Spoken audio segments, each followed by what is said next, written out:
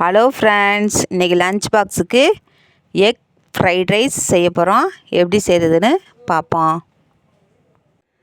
அதுக்கு பிரியாணி அரிசியை எப்போதும் நம்ம சாதம் வடிப்போம்ல, அது மாதிரியே வடித்து எடுத்துக்கிறணும். கொஞ்சம் எண்ணெயும் உப்பும் போட்டு வடித்து எடுக்கணும். அப்போ தான் ஒன்றோடு ஒன்று ஒட்டாது. கொஞ்சம் உதிரியாக வடித்து எடுத்து ஆற வச்சு அதுலேயும் கொஞ்சம் எண்ணெய் விட்டு, எண்ணெயோ நெய்யோ விட்டு கிளறி ஆற வச்சுக்கோங்க. அப்போ ஒன்றோட ஒன்று ஒட்டாது. இது எப்படி செய்கிறதுன்னு பார்ப்போம். எண்ணெய் காஞ்சதும் சீரகம் போட்டு 2 பச்சை மிளகா லைட்டா வறுந்து வச்சிருக்கேன். அப்பதான் வெளியில எடுத்து போட்டுடலாம். மிளகா கொண்டு போக முடியாது இப்ப டிஃபன் பாக்ஸுக்கு. அப்படி நைஸா வெட்டி வச்சுக்கிறோம். முட்டைக்கோசு இந்த மாதிரி வெட்டி வச்சுக்கிறோம் நைஸா. கேரட் பீன்ஸ் வெட்டி ஒரு விசில் வச்சிருக்கோம். இது எல்லாத்தையும் ஒண்ணா போட்டு கிண்டணும்.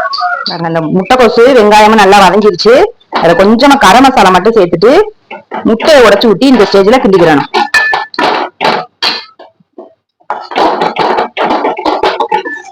முட்டை நல்லா வெந்ததும் கேரட் பீன்ஸை போட்டு கிண்டணும். கேரட் பீன்ஸ் போட்டு கிண்டியாச்சு.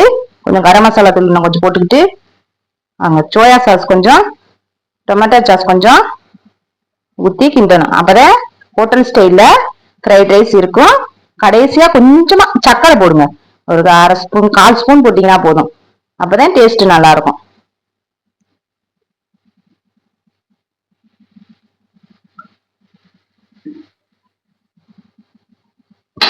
இதெல்லாம் சோயா சாஸ் ஊத்துறோம்னா கலர் இப்படி இருக்கு. வாசனை சூப்பரா இருக்கு. இதுல கடைசியா கொஞ்சம் சர்க்கரையும் மிளகுத்தூள் கொஞ்சமா போடுங்க. பச்சை மிளகாய் வேற போட்டிருக்கோம். காரமா இருந்தா சாப்பிட மாட்டாங்க பசங்கலாம். போட்டு கிண்டிட்டு கடைசியில உப்பு போட்டு சாதத்துல கிளறும் போது உப்பு இல்லைன்னா கொஞ்சம் பார்த்து போட்டுக்கோங்க. அவ்வளவுதான், ஃப்ரைட் ரைஸ் ரெடி ஆயிடுச்சு. இதுல கொத்தமல்லி கடைசியில கட் பண்ணி போட்டு இறக்க வேண்டியது.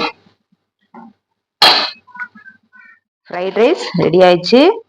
ஃப்ரைட் ரைஸ்லாம் நீங்க வீட்டிலேயே செஞ்சு கொடுங்க. இங்கே கண்ட மசாலா அஜினமோட்டோலாம் சேர்ப்பாங்க. நம்ம அதெல்லாம் சேர்க்காம சோயா சாஸ் மட்டும் சேர்த்தீங்கன்னா கொஞ்சம் டேஸ்ட் அது மாதிரியே வந்துடும். ஃப்ரைட் ரைஸ் ரெடி ஆயிடுச்சு ஃப்ரெண்ட்ஸ். Okay bye. இந்த மாதிரி செஞ்சு பாருங்க.